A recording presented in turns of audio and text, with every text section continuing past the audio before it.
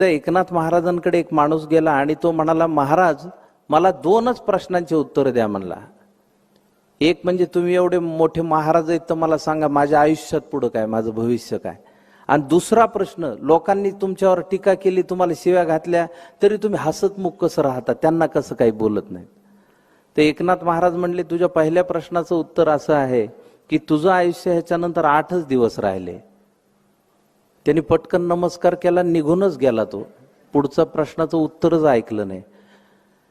8 दिवस झाले आणि 9व्या दिवशी त्याला जाग आली आणि त्याला लक्षात आलं आपण जिवंत आहे. म्हणला ही महाराजाचीच कृपा आहे, त्यांच्याच आशीर्वादामुळे जगलो. सकाळीच त्यांनी पेढे हारतुरी घेतले, महाराजाकडे घेतला, पायावर डोकं ठेवलं. म्हणला, महाराज तुमच्यामुळं वाचलो, अशीच कृपादृष्टी आयुष्यभर ठेवा. महाराज म्हणले, काय केलं 8 दिवस तू? काही नाही म्हणला, सगळ्यांशी चांगलं वागलो, बायकोला मारलं नाही म्हणला 8 दिवसात. काय नाही. पोरं कोणत्या वर्गात जात